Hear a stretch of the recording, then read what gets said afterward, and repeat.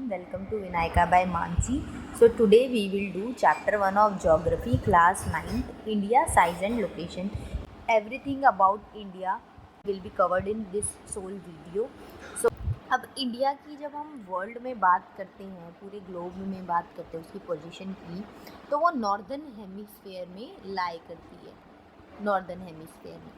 अब ये नॉर्दर्न और साउथर्न हेमिस्फेयर में पूरी ग्लोब डिवाइडेड है। देखो जो यहाँ पड़ता है, ये है बीच में एक लाइन आती है, ये जो ग्लोब को दो इक्वल पार्ट में डिवाइड करती है उसे हम बोलते हैं equator.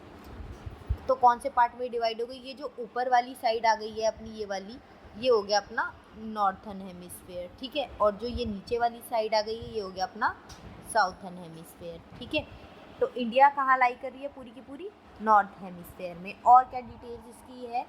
Mainland between latitude 8 degree 4 north and 37 degree 6 minutes north and longitude 68 degree 7 minutes east and 97 degree 25 minutes east। longitude and latitude बताए हुए हैं इंडिया के, कहाँ वो लाई करती है। अब ये longitude और latitude क्या है भाई? latitude होती है हॉरिजॉन्टल लाइंस, ठीक है, इमेजिनरी लाइंस है ये।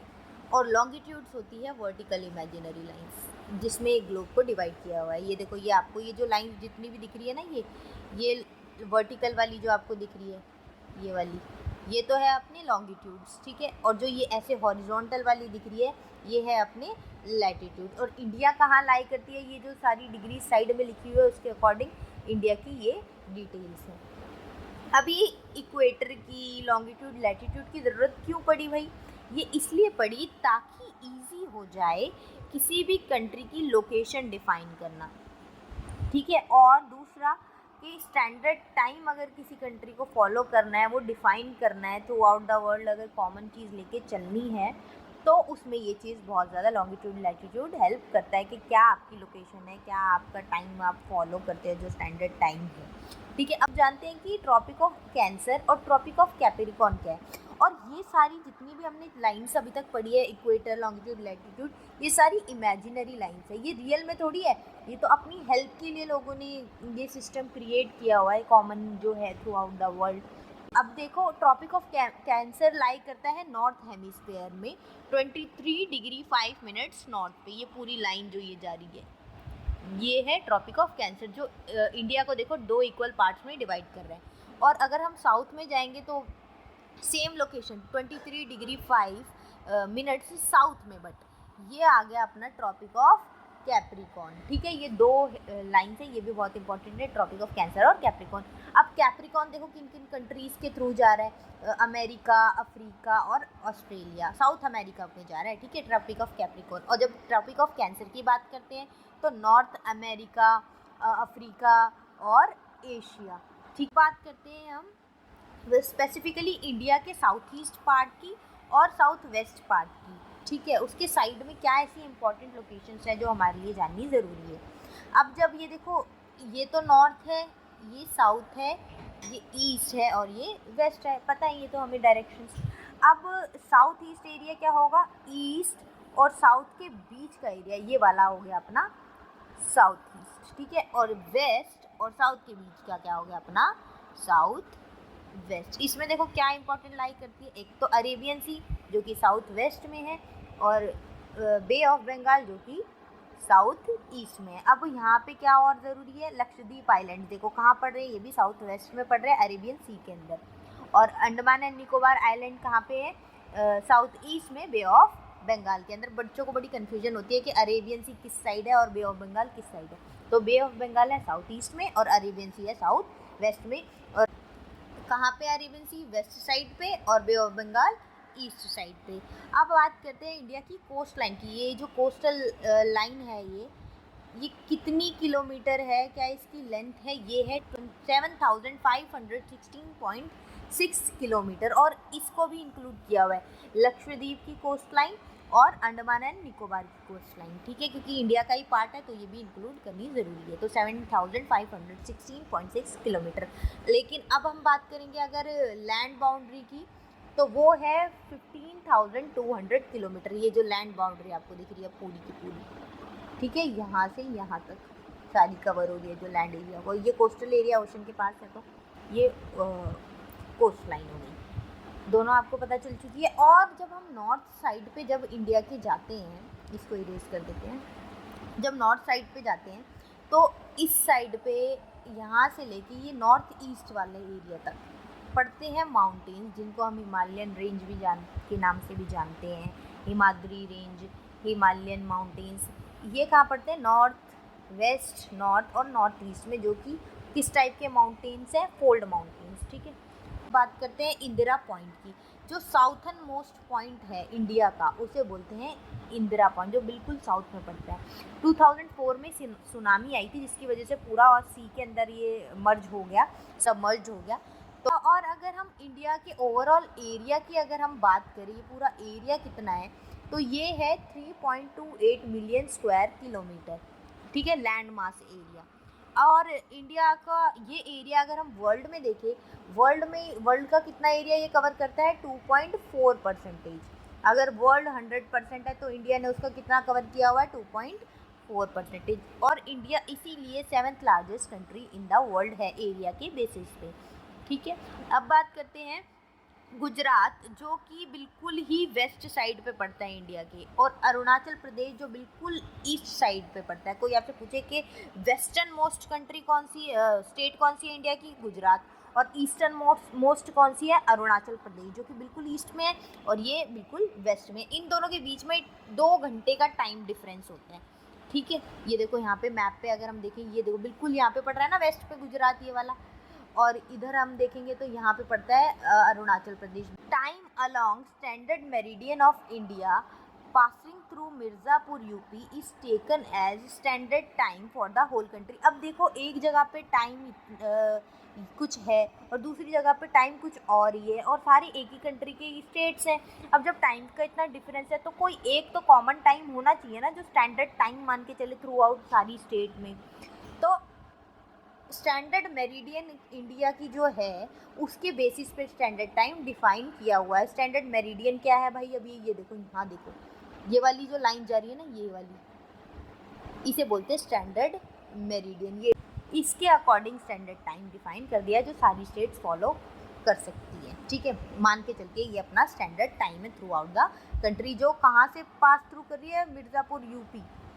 मिर्ज़ापुर सीरीज़ तो सबने ही देखी होगी ना, यहाँ यूपी है, तो यहाँ पे मिर्ज़ापुर को क्रॉस करते हुए स्टैंडर्ड मेरिडियन जाती है। ठीक है, इसकी भी लोकेशन दी हुई है 82 degree 30 east. Latitudinal extent influences the duration of day and night as one move from south to north. जब भी हम इंडिया में साउथ से लेके नॉर्थ तक जाएंगे तो डे और नाइट की जो ड्यूरेशन है, कहीं पे दिन ज़्यादा बड़े हैं, कहीं पे नाइट ज़्यादा बड़ी है। तो ये किस पे डिपेंड करता है? लैटिट्यूड पे, कि किस लैटिट्यूड पे कौन सी स्टेट लाई कर रही है। ठीक है, और इंडिया की जब हम स्पेसिफिकली बात करते हैं, it lies between West and East Asia. देखो यहाँ पे जब हमने कॉन्टिनेंट्स की बात करी थी, ये एशिया है पूरा।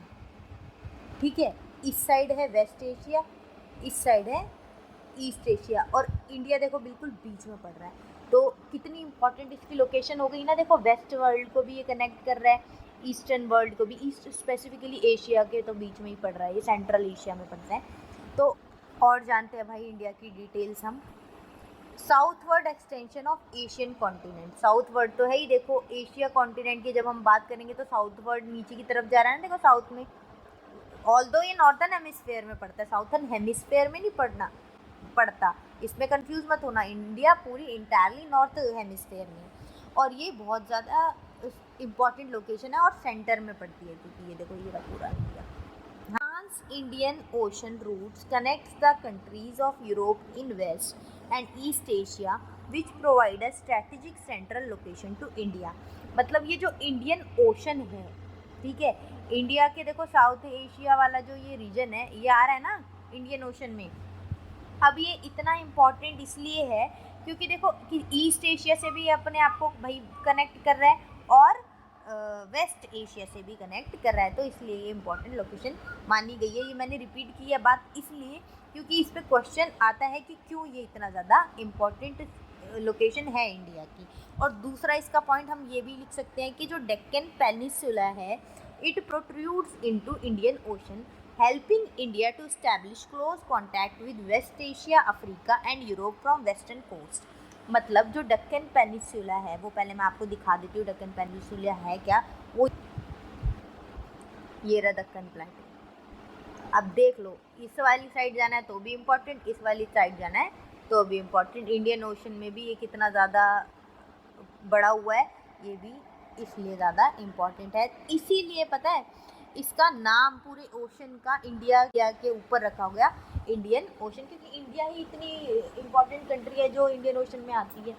It is India's eminent position in Indian ocean which justifies the naming of N ocean after it. किसी और लॉन्गेस्ट कोस्ट लाइन, वर्ल्ड में सबसे लंबी कोस्ट लाइन जो हमने पढ़ी ना, वो 7000 अप्रॉक्स कुछ, वो भी बहुत ज़्यादा इम्पॉर्टेंट है, इंडिया का एक फीचर। ठीक है, ये देखो इतने सारे प्लेट्यूज है, ये भी मैंने आपको मैप पे शो कर दिए हैं। अब इंडिया 7th लार्जेस्ट है एरिया में, ये आपको ऑलरेडी बता चुकी हूँ, लेकिन फर्स्ट कौन सी कंट्री है जो सबसे बड़ी है, वो है रशिया, फिर Canada, USA, then China, Brazil and Australia. India's contacts with world through, अब इंडिया के जितने भी कॉन्टैक्ट्स रहे हैं वर्ल्ड के, वो लैंड रूट के थ्रू भी रहे हैं। लोग आते हैं जाते हैं, ट्रेड कॉमर्स होता है तो लैंड एरियाज़ के थ्रू ही आते हैं रूट्स बना के, जो कि बहुत एंशियंट टाइम से चले आ रहे हैं। और ये जो ओशन रूट्स बने हैं ना बाद में, मैरीटाइम रूट्स, ये तो बहुत बाद में आई हैं। जितने भी पहले अफ़गान बंदे इन्वेड किया, जिन्होंने इंडिया में घुस गए, कब्ज़ा किया, लड़ाइयाँ ये सब हुई, वो पहले लैंड रूट्स के थ्रू ही आए हैं। और ये जो बाद में आया वास्को डे गामा, पहला पोर्तुगीज़ जो इंडिया में घुसा, वो आया था ओशन रूट से। ठीक है, केप ऑफ गुड होप उसने ये वो डिस्कवर करा रूट, वो वहाँ से आया। लेकिन पहले लैंड रूट्स, ओल्डर रूट्स है मैरीटाइम रूट्स के कंपैरिजन में देखा जाए तो। पूरे वर्ल्ड को कनेक्ट करते हैं ये routes. Various mountain passes in north provided passes to ancient travellers. अब जितने भी इंडिया के, जब हम नॉर्थन साइड की यहाँ पे बात कर रहे हैं, ये देखो यहाँ पे मैंने आपको बताए थे ना फोल्ड माउंटेन्स है। अब इनके जो रास्ते बने हुए हैं, जहाँ से भी ये लोग आते हैं इंडिया में, और इंडिया के लोग जाते हैं दूसरी कंट्रीज़ में, ये एंशियंट टाइम से बहुत ज़्यादा इंपॉर्टेंट है। फोल्ड माउंटेन्स कौन से थे यहाँ पे? Himalayan mountains. ठीक है, और इसकी वजह से ही पता है एंशियंट ट्रैवलर्स तो आए और कई सारे कल्चर अपने सारे लेके आए। जो कोई किसी कल्चर से बिलोंग कर रहा है, अगर वो इंडिया में आ रहा है तो बहुत सारी चीज़ें ऐसी है ना जो वहाँ से वो इनहेरिट करके आ रहा है, यहाँ पर वो फिर चीज़ें स्प्रेड हो रही है। ऐसी तो ग्लोबलाइजेशन बढ़ती है, कनेक्टिविटी बढ़ती है। तो ये तो हो गई हमारे लैंड रूट्स की बात। लेकिन ओशन जो होता था, ओशन रूट्स होते थे, वो एक तरीके से पहले तो बहुत टाइम बाद डिस्कवर हुए, और एक तरीके से रिस्ट्रिक्शंस ही हो जाती थी, ये यहाँ पे भाई ओशन आ गया, अब तो कैसे जाए, कैसे क्रॉस करें इस चीज़ को। लेकिन लैंड रूट तो इजी हो जाते थे ढूंढना, जंगलों के थ्रू या जैसे भी माउंटेन पासेस के थ्रू। अब रूट्स की अगर हम बात करें तो कल्चर्स वगैरह भी एक्सचेंज होते हैं, आइडियाज़ एक्सचेंज होते हैं, कॉमोडिटी ट्रेड एंड कॉमर्स हो पाता है। अब आइडियाज़ जैसे कि इंडिया ने क्या कंट्रीब्यूट करा है, रामायण जैसी epic, Upanishad, Panchatantra stories, Indian numerals, decimal system India में जो होता है फॉलो, ये सारी चीज़ें थ्रू आउट द वर्ल्ड कैसे स्प्रेड की। अगर रूट्स होंगे तभी तो एक जगह से दूसरी जगह कोई इंसान वो इन्फॉर्मेशन लेके जा पाएगा। अगर रूट्स ही नहीं होंगे तो ये तो एक ही जगह पे आइसोलेट होकर रह जाएंगी चीज़ें। अब ग्लोबली लोग इन चीज़ों को इसलिए तो जानते हैं क्योंकि रूट से कनेक्टिविटी है ना। और ये कब से है? एंशिएंट टाइम से। ये सारी चीज़ें हो गई इंडिया की।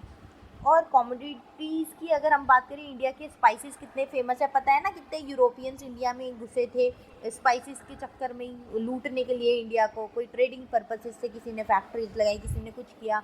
और मसलिन बहुत ज़्यादा फाइन कॉटन होता है, बहुत ज़्यादा फाइन कॉटन, उसे बोलते हैं मसलिन, उसकी बहुत डिमांड है इंडिया में। और अदर चीज़ें जो भी अदर प्रोडक्ट्स इंडिया के जो फेमस हैं, उसके लिए रूट्स इतने इंपॉर्टेंट है। रूट्स हैं जब भी तो ये चीज़ें ग्लोबली हम एक्सपोर्ट कर पाते हैं, बिजनेस ट्रेड एंड कॉमर्स कर पाते हैं, प्रैक्टिस। ठीक है, तो ये इंपॉर्टेंस रखती है इंडिया की लोकेशन और रूट्स। अब इंडिया ने तो ये चीज़ें चलो वर्ल्ड में कंट्रीब्यूट करी, लेकिन इंडिया में भी तो कुछ चीज़ें लोग लेकर आए हैं ना, जो इंडिया में आए हैं ट्रैवलर्स। जैसे कि ग्रीक स्कल्पचर और आर्किटेक्चर देखोगे आप इंडिया में, अलग अलग डोम्स बने हुए होते हैं ना, इंडियन स्टाइल तो नहीं है, वो ग्रीक स्टाइल है। वो कहाँ से आए इंडिया में, क्यों कोई तो आया ही होगा ना बंदा बाहर से ट्रैवल करके जो इंडिया में ये चीज़ें आई।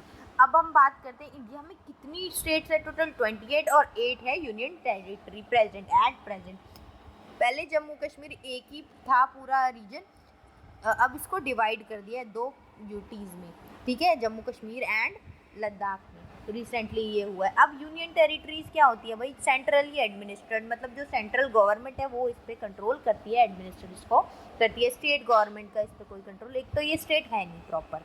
यूनियन टेरिटरी इसीलिए बोलते हैं क्योंकि यूनियन का इस पर कंट्रोल होता है। अब लैंड बाउंड्री की अगर हम बात करें, इंडिया की ये जो लैंड बाउंड्री है, देखो किस किस कंट्री को कनेक्ट कर रही है। एक तो पाकिस्तान से कनेक्टेड है, और यहाँ ऊपर अगर हम देखें तो अफ़गानिस्तान से भी कनेक्टेड है। इधर चाइना में तिब्बत से शेयर कर रही है लैंड बाउंड्री, भूटान से, बांग्लादेश से, म्यांमार से। लैंड बाउंड्री की बात हो गई, ठीक है। ये सारी अपनी नेबर कंट्रीज़ हो गई इसीलिए, और बांग्लादेश वगैरह हमने सब देख लिया। अब जब हम साउथ में आते हैं तो कौन सी हमारी 2 नेबर कंट्री है, पड़ोसी राज्य, एक तो श्रीलंका, ये देखो ये रहा, है ना। ये किस से सेपरेट हो रहा है, पल्क स्ट्रेट, ये देखो एक पतली सी नैरो चैनल है ये, इसे बोलते हैं पल्क स्ट्रेट, जो इंडिया और श्रीलंका को सेपरेट करती है। और ये यहाँ पे है पूरा गल्फ ऑफ मन्नार, ये दोनों बहुत ज़्यादा इंपॉर्टेंट है। और तीसरा यहाँ पे मालदीव शो नहीं हो पा रहा है, ये लिखा हुआ है लक्षद्वीप के नीचे साउथ में आता है, पड़ता है मालदीव, जो कि इंडिया की नेबरिंग कंट्री है। जाती है ना मालदीव ट्रिप पे, क्योंकि पास में ही है, पड़ोसी है अपना, ठीक है। ये आपको समझ में आ गया है। और इसके सब चीज़ों के अलावा एक चीज़ बहुत इंपॉर्टेंट जानी कि 1947 जब इंडिया को फ्रीडम मिली, उससे पहले 2 टाइप की स्टेट्स होती थी इंडिया में, एक जिसे प्रोविंसेस बोलते हैं, दूसरी जिसे प्रिंसली स्टेट्स कहते थे। अब ये प्रोविंसेस क्या होती थी, प्रोविंसेस वो होती थी जो कि ब्रिटिश रूलर्स होते थे, जो ऑफिशियल्स होते थे, ब्रिटिश ऑफिशियल्स, वो डायरेक्ट रूल करते थे उस पर, ठीक है, डायरेक्ट एडमिनिस्ट्रेशन थी। अब जो कौन अपॉइंट करता था, वाइस रॉय अपॉइंट करता था। और प्रिंसली स्टेट्स कौन सी होती थी, जो इंडिया के ही जो राजा होते थे, राजा महाराजा, वो रूल करते थे, डायरेक्ट कंट्रोल ब्रिटिश ऑफिशियल का नहीं था। प्रिंस मतलब प्रिंस से कनेक्टेड करके देख लो, प्रिंसली स्टेट्स। जो प्रिंसेस रूल करते थे, लोकल और हेरिडिटरी रूलर्स, वो हो गई थी प्रिंसली स्टेट्स, और जिन पे ब्रिटिश ऑफिशियल डायरेक्ट रूल करते थे वो हो गई थी प्रोविंसेस। पहले ऐसे बोला जाता था 1947 में, अब तो स्टेट्स और यूनियन टेरिटरीज हो चुकी हैं। तो this is all about this chapter. Like, share and subscribe. Vinayaka by Mansi.